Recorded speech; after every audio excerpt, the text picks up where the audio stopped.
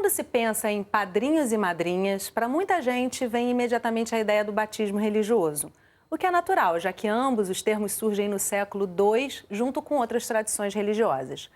Mas atualmente o apadrinhamento tem outras funções sociais e a gente também vai conversar sobre elas. O que significa ser ou ter um padrinho ou uma madrinha para você?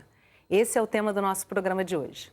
Comigo no estúdio, o Márcio Nobre, sacerdote de Umbanda, Lamar Sepúlveda, advogada, e Alceste Pinheiro, jornalista.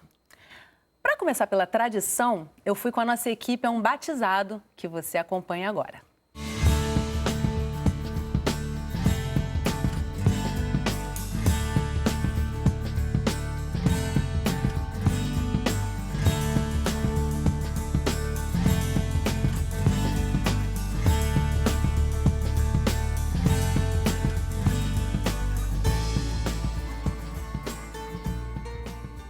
É uma celebração, é uma cerimônia, é um rito. E eu acho que hoje em dia os ritos são importantes.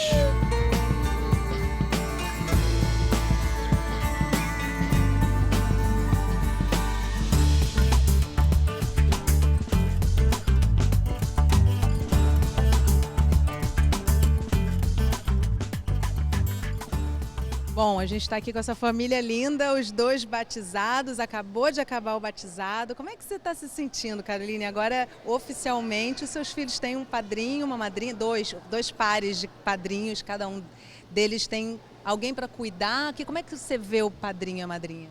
Essa sensação de acolhimento mesmo, de presença, de ter um segundo pai, uma segunda mãe para orientar, para dar amor, né? Estar presente mesmo. É isso. Está emocionada, né? É forte isso para você, essa ligação do padrinho, da madrinha com os bebês, com as crianças? Sim. A gente decidiu batizá-los agora com 1 ano, até porque a gente queria fazer uma escolha bem consciente de amigos e familiares que a gente sabe que vão acompanhá-los bem. A gente realmente quer que os padrinhos fiquem. O que a gente cobra dos padrinhos realmente é a presença. Um dos pontos-chave que a gente escolheu para ser padrinho é a questão das pessoas presentes na nossa vida, presentes na vida deles, para poder acompanhar, para poder apoiar, para poder aconselhar. A Elizabeth e o Marcelo são padrinho e madrinha da Estela e também são tios dela, né? Como é que foi esse processo de vocês serem escolhidos como os padrinhos da Estela e como é que está sendo esse momento para vocês? A Estela é minha primeira sobrinha, né? E eu recebi esse convite muito alegre de ser também a madrinha dela. Os meus 2 filhos foram batizados, né? Pelas minhas irmãs. Justamente a Carol é a madrinha do Nicolas, de 1 ano, e a Mariana, que é a minha outra irmã, é a madrinha do Anselmo. Eu pensei em escolher as minhas irmãs, porque além de estarem próximas e dos laços afetivos, não se afastam, porque, por exemplo, eu lembro dos meus padrinhos até uma certa idade, até uns 10 anos, mas depois a vida acabou afastando, morando em bairros diferentes. E assim, mesmo que isso aconteça com irmãos nossos, né? Por exemplo, eu estava morando no México, mas você sempre sabe onde está, você sempre vai estar junto da sua família. Então, assim, procurei fazer essa escolha dentro da minha família, né? E ser padrinho e madrinha também é um pouco assumir uma responsabilidade de pai e mãe na falta deles, né? Marcelo, você já pensou sobre essa responsabilidade, assim, você se imagina cuidando da Estela como pai, assim, ou ser padrinho é algo mais leve do que isso para você? Não, eu sinceramente espero que isso fique só na teoria, porque a gente está preparado para qualquer eventualidade, para tiver que assumir alguma responsabilidade. E os padrinhos do Fernando, olha só, é a avó e o tio do Fernando, assim, ser avó e madrinha, como é que é duplamente afeto? Vou ser chamada de vodinho, né? Em vez de vovó, vou ser chamada de vodinho. Eu espero, né? Quer dizer, primeiro eu sou vó, nasceu neto. E madrinha foi um presente extra que eu ganhei, realmente, é uma sensação maravilhosa, né? Para somar essas 2 atribuições tão importantes assim? Somar, né? Tem que somar, né? Essa responsabilidade de avó e madrinha, somar todas as responsabilidades que me cabem, né? Você já tem filho? Não, tem não. E aí, tem um afilhado assim, o que você acha que vai diferenciar na tua relação com seu sobrinho? Eu acho que assim, o carinho, a gente sempre vai ter muito carinho, não tem como mensurar, independente de ser tio, dindo, eu acho que não tem como mensurar, vou amar ele do mesmo jeito. E eu acho que assim, o que muda é que eu agora realmente tenho que ajudar os pais nessa responsabilidade da criação. Não posso fazer só como aquele tio, a gente tem responsabilidades a mais. Muda alguma coisa depois do batizado? Eu acho que sim, justamente o ponto que você falou. Claro que a gente torce para que nada nunca aconteça, mas eu estou preparada para... Assim, eu já considero, eu me sinto uma segunda mãe da Estela, sinceramente, no meu coração. E se acontecesse alguma eventualidade, com certeza assumiria ela como minha filha mesmo. Até porque, assim, eu tive uma perda, né, de um bebê, e o nome desse bebê seria Estela, então até me emociono, foi uma homenagem. Eu acho que é coisa de coração. Eu acho que pode influenciar se um dia eu chegar para ele e falar assim, meu neto, siga o caminho de Deus como madrinha. Como vó não tem direito de educar, não quero educar, eu quero só fazer as vontades. Deseducar, né? E com certeza, fazer todas as vontades, coisa que mãe não pode fazer, pai não pode fazer. Já recorreu a padrinho, madrinha alguma vez na vida? Assim, recorrer mesmo, preciso de você? Alguma não, várias vezes. Várias vezes. Quando é que se procura um padrinho, uma madrinha? Quando eu preciso de conselho, preciso de algumas receitas de doce que eu gosto de fazer, ela também faz. Já recorri muito também que ela era professora e pedi ajuda em matéria. Várias coisas. Vale a pena, né, ter mais esse pessoal cuidando. Com certeza, com certeza. Vou liberar vocês que a festinha já começou lá embaixo, né? Obrigada.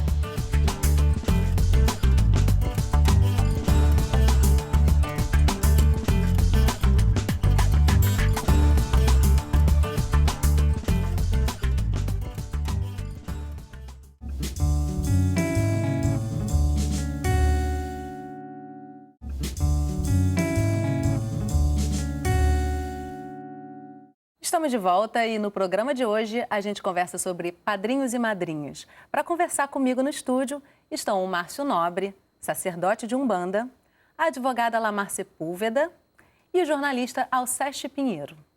Gente, muito obrigada pela presença de vocês aqui com a gente no estúdio. Quero primeiramente começar sabendo se vocês tiveram um batizado formal, como a gente viu na matéria, religioso, católico. Como é que foi? Começa com você, Márcio. Bom, eu passei pelos os dois rituais, né?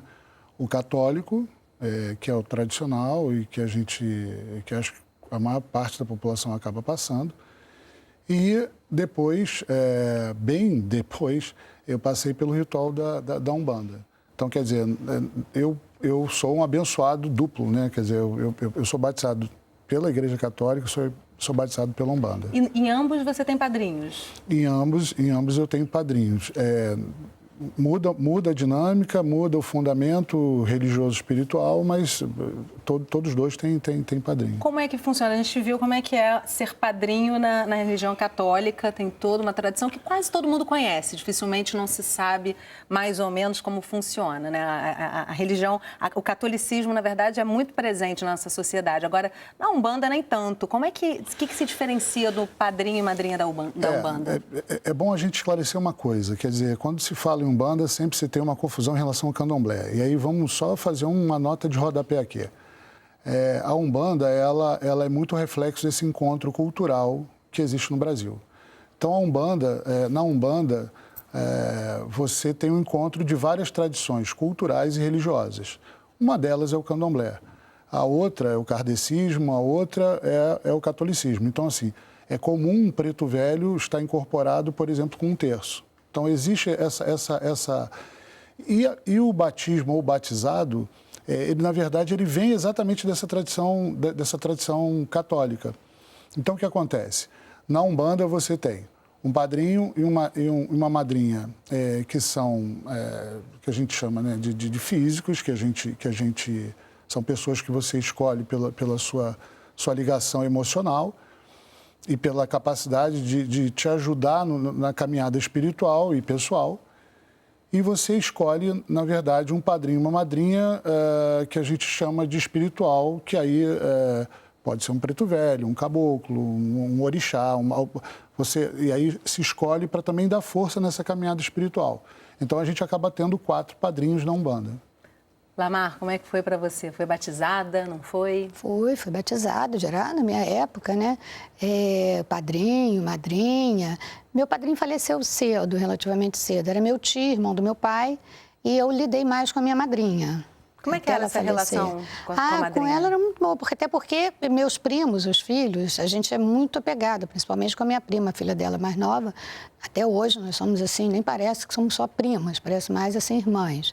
Então eu tinha uma relação muito grande, eu lidava muito com ela porque a gente saía muito junta, eu e minha prima, entendeu?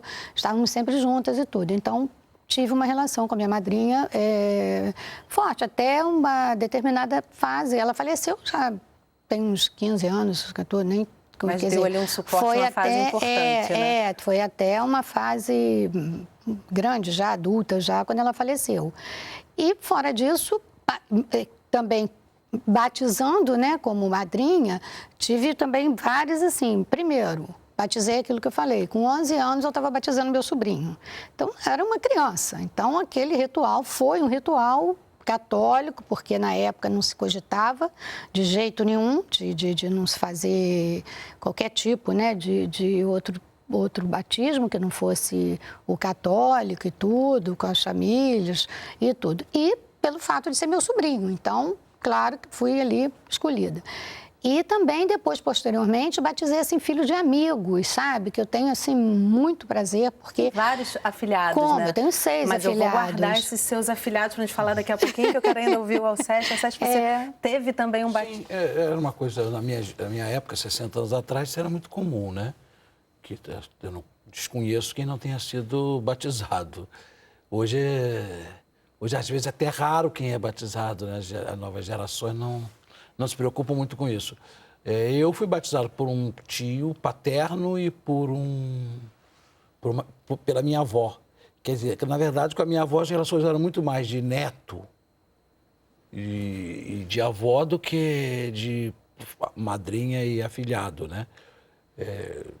Enfim, enquanto ela foi viva, tínhamos uma relação muito próxima de neto mesmo. Com o meu tio, ele também não teve uma vida muito longa.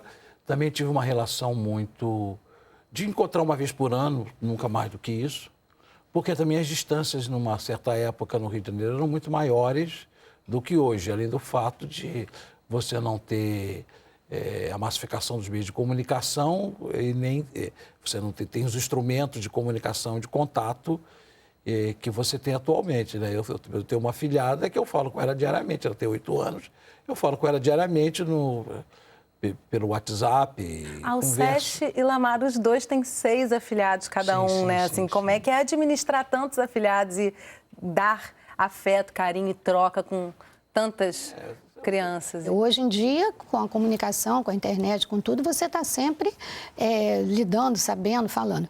Eu tenho isso, eu tenho afilhados, eu tenho um afilhado que eu fiquei até emocionada porque eu sou tia-avó dele. Entendeu? Ele está com 11 anos, 12 anos, Lucas 12, 13, uma coisa assim. Porque eu perco as contas, porque são muitos sobrinhos. Então, para mim foi assim, uma surpresa, porque a tia-avó é quase que mais uma avó ali já assim. E batizar o Lucas foi assim, uma surpresa já lidando. Mas tem uma relação muito chegada, porque pelo fato de ser sobrinho, o outro também que eu batizei com 11 anos, eu vivo na casa da mãe dele, que eu sou louca pela mãe dele, uma mãe que eu tenho. É bacana quando é familiar também, porque realmente o que a menina diz na matéria. E os meus amigos também, à exceção de um, que é o Fernando, que infelizmente eu perdi o contato mesmo. Gostaria até muito, ele já hoje é pai também, gostaria até muito de revê-lo, de saber e tudo. Mas os outros, assim, a gente tem uma relação, está sempre vendo, sempre, entendeu? De uma certa forma, está sempre em contato. Tendo contato. E a Milena, que foi apadrinhamento, que eu comecei com apadrinhamento tardio, coisa que seria crianças de orfanato, que vou querer saber direitinho essa história, que é super legal, né? Agora, só para finalizar esse bloco aqui, queria saber uma coisa de você, Márcio. Qual é a importância do ritual, na sua opinião, para consagrar esse padrinho, essa madrinha? Eu acho assim, a gente vive num mundo que os símbolos são muito importantes. E isso cada vez eu acho que se acentua. Então, o ritual acaba sendo um símbolo muito importante, quer dizer, na verdade, todos os símbolos envolvidos, né? Não só o símbolo do ritual, mas esse símbolo de ser batizado. Então, por exemplo, na Umbanda, você tem ainda a manutenção de uma tradição que também veio da Igreja Católica, que é a coisa de pedir a bênção, né? A gente brinca que você deve sempre pedir a bênção ao seu padrinho, à sua madrinha, porque praga de madrinha ninguém tira. Então, assim, a gente sempre brinca com essa coisa. Olha, pede a bênção ao teu padrinho, tua madrinha. Então, a gente tem não digo valorização, mas a gente tem muito forte essa coisa da simbologia no ritual. A gente precisa fazer um intervalo rapidinho e temos muitos assuntos ainda, principalmente sobre esse apadrinhamento de causas e crianças que muitas vezes não pertencem à família, mas que também é um vínculo que se torna muito forte, né? Depende de cada um. Foi muito forte. Então a gente faz uma pausa rapidinha e volta já já, continuando a conversa sobre padrinhos e madrinhas. Não sai daí.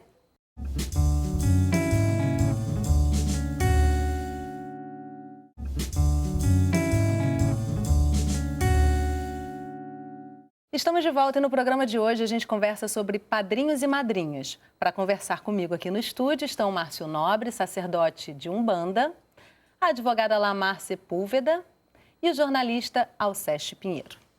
Gente, a gente no bloco anterior falou bastante dessa questão da tradição, enfim, existe realmente um ritual que muitas vezes sacramenta essa relação padrinhos e madrinhas. Mas você estava citando, Lamar, que você tem um dos seus afilhados, foi praticamente a busca de uma causa social, né? Como é que foi esse movimento seu?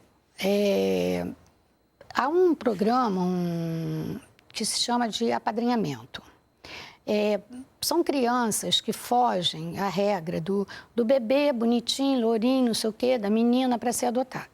Então, elas ficam em orfanato muito tempo e passam da idade. Então, ficam com 8, 9, 10, 11 anos e ninguém mais quer adotar. Cria-se um problema sério para a adoção. E o que acontece? Quando chegam as datas, são férias, aniversário, Natal, Carnaval, feriado, elas não saem do orfanato, porque a criança só sai quando ela tem alguém que já esteja, entendeu? Naquela fase para adoção. Aí você consegue a autorização do juiz para poder começar a levar para casa, para começar a criar aquele vínculo. Mas se essa criança não está, nesse caso, se ela não está se enquadrando no fato de ter alguém interessado em adotá-la, ela não sai de dentro do orfanato, porque não tem, vai para onde? Então, eles criaram esse programa que você é a padrinha, você não vai fazer adoção, você é a padrinha. Você vai para uma entrevista muito parecido com a adoção. Você passa por todo aquele processo, entendeu? É um compromisso, né? É um compromisso, porque inclusive o juiz tem que autorizar, você tem que andar com aquela autorização, porque, entendeu? Criança e tudo. E eu fiz isso com a menina, com a Milena, ela estava com 11 anos e adoção. E ficamos muito tempo, acabou que a gente criou um vínculo muito grande. E ela foi adotada posteriormente, entendeu? É uma maravilha. Que bom, a mãe, né? assim, uma coisa de louco. E a gente manteve, assim, muito contato e mantém até hoje. Dia das Mães, ela até passou comigo. Ainda falei, vou apanhar, não sei o quê. Ficou aquela brincadeira. Ela falou, não, vou, entendeu? E agora pretendo de novo, entendeu? E até afeto o final nunca do é demais, ano. né? Principalmente para essas crianças que precisam de afeto. Não afeto, sai. né? Era uma festa quando eu ia lá. Porque aí você pode visitar no orfanato a hora que você quer. Você pode apanhar em qualquer data. Se são férias, você leva. Você tem seus compromissos. Por exemplo, você mesmo em férias, tem que ver se a criança está lendo, está estudando, tá, entendeu? Você cria também, assim, uma questão de educação, você faz, entendeu? Todo mundo, eles têm muito hábito, às vezes, de comer coisa porque não tem. Eu não tive esse problema com ela sempre foi muito educadinha, mas você vai educando, entendeu? Progressivamente, também. né? Alceste, se vê nessa posição do padrinho ali que substitui os pais, eventualmente? Não, absolutamente, absolutamente. Porque eu não tenho filhos, né? Imagino que as relações entre o afilhado e o padrinho é completamente diferente. É a mesma coisa entre o neto e a avó e os filhos e os pais, né? Eu não me sinto com a menor responsabilidade de educarem o deles, de indicar caminhos corretos, de seguir na vida. Primeiro que eu também nem considero que os tenha, né? Então, acho que acho que é só uma relação de divertimento mesmo, de se sentir acolhido dos dois lados, né? Mas, de qualquer forma, essa experiência da doutora Lamar é interessante porque, na verdade, o batismo, ele é uma instituição muito forte no Brasil. As relações de compadrinhos sempre foram uma relação de proteção, né?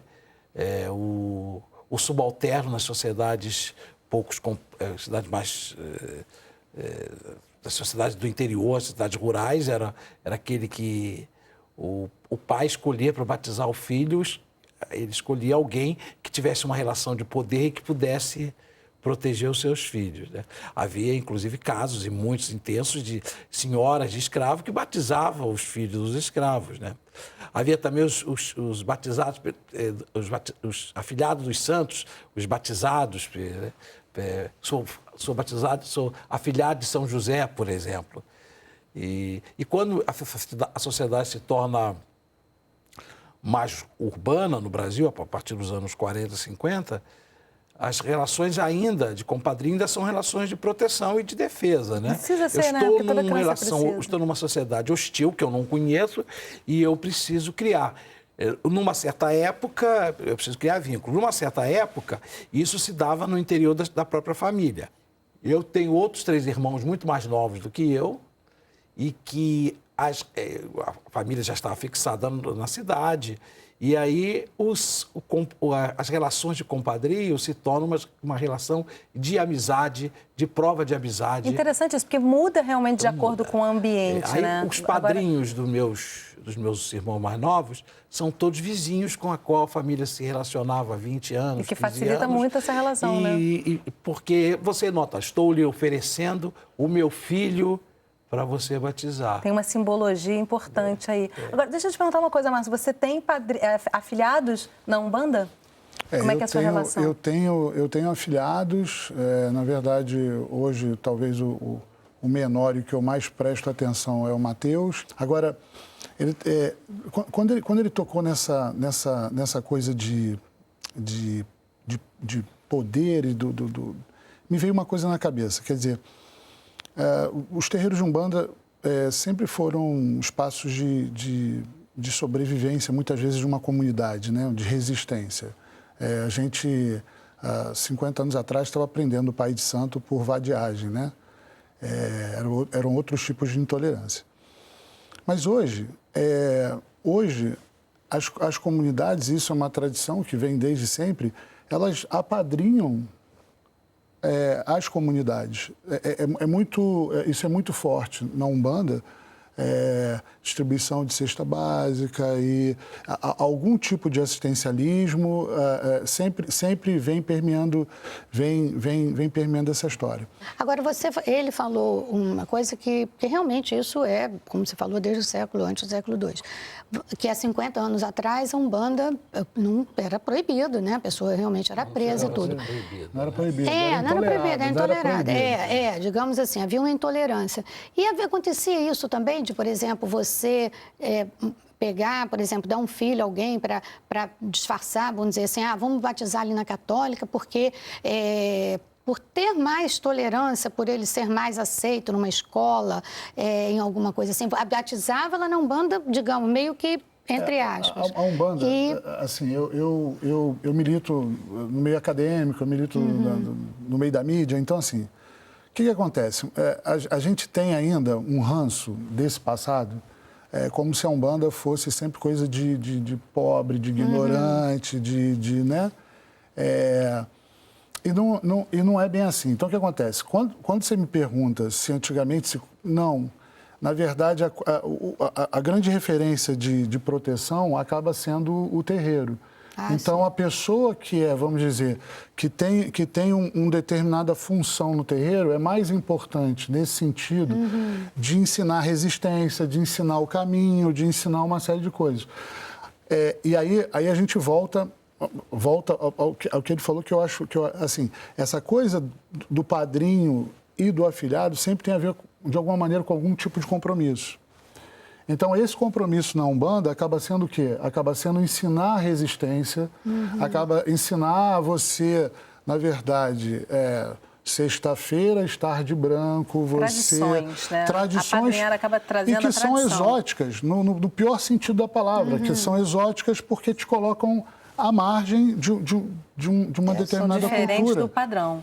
Agora, gente, eu infelizmente tenho que terminar o programa, mas o que eu acho interessante é que a gente trouxe aqui realmente um apanhado, né? Apadrinhar uma causa, uma criança que não faz parte da família, ou apadrinhar uma criança que é parte da família e está ali com total presença, são várias formas de realmente se estar presente, se recebe muito de volta também, sem dúvida, né? Acho que nem é preciso perguntar, chega a ser clichê essa pergunta, que se recebe de volta, né? Eu quero agradecer muitíssimo a presença de vocês aqui, pena que o nosso programa é rapidinho, mas acho que fica aí uma dica, né? Muito obrigada. Eu agradeço também a oportunidade, porque realmente é um tema que extenso, digamos assim, se for discutir aqui toda a vida. Com certeza. E veio para convidar as pessoas também, se quiserem fazer parte aí desse programa de apadrinhamento.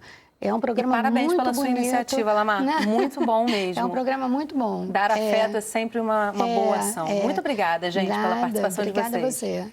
E você apadrinha alguém ou alguma causa? Então conta pra gente como é que é. Acessa lá a nossa página, manda um e-mail pra cá contando a sua história. E obrigada por acompanhar a nossa conversa aqui pelo canal Saúde, pela internet ou por um dos nossos canais parceiros.